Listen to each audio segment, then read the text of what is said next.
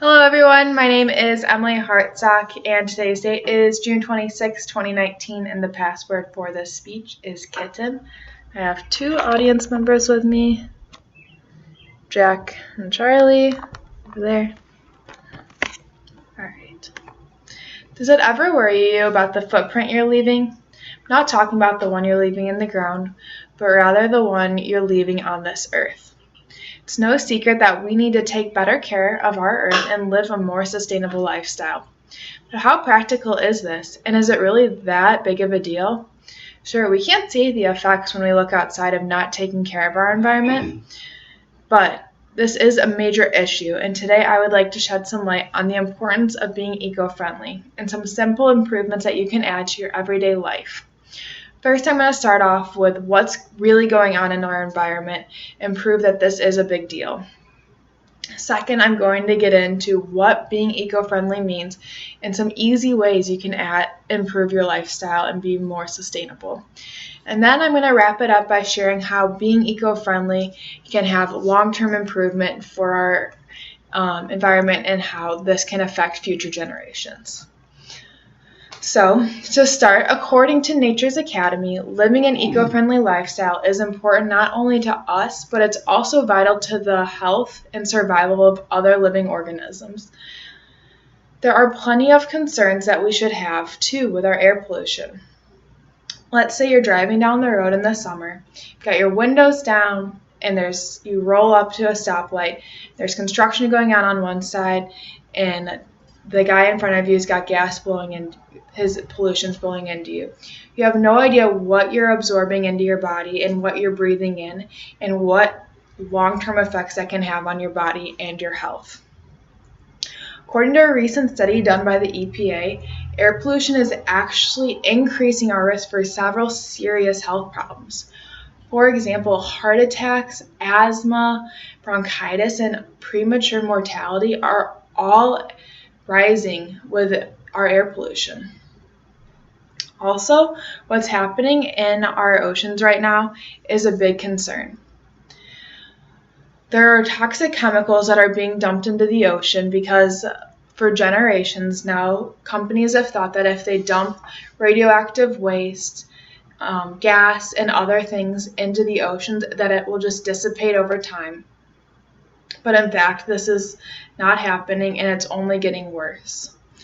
What's happening is the bottom of the food pyramid's absorbing these toxic chemicals like pesticides or chemical weapons, and then the food group above them is eating these organisms and it's going into them, and slowly but surely it works its way into us.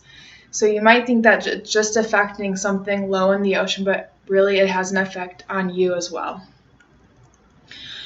These pollutants that are in our oceans take centuries to decompose, and it's ultimately just going to hurt us in the long run.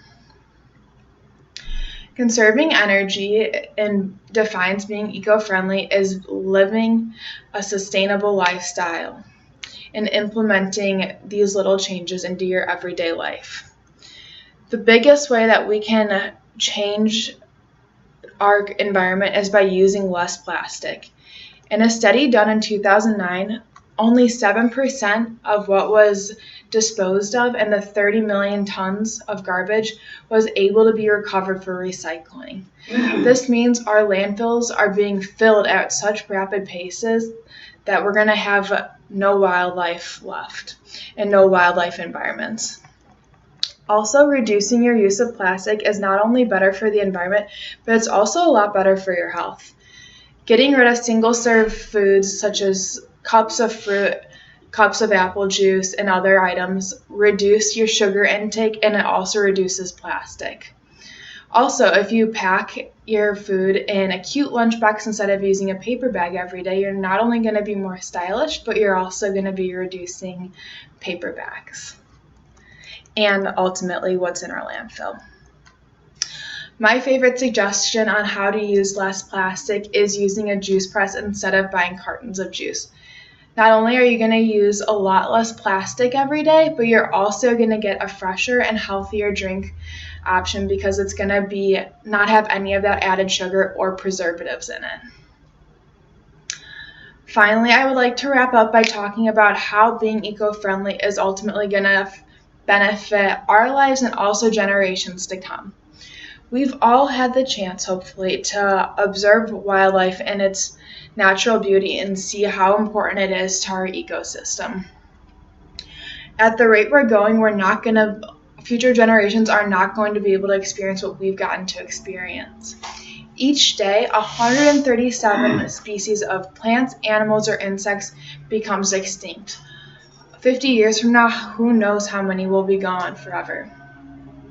Also, if we're protecting our wildlife and their environment, we can do this by using less landfills and growing trees in place of where current landfills are to help with carbon dioxide.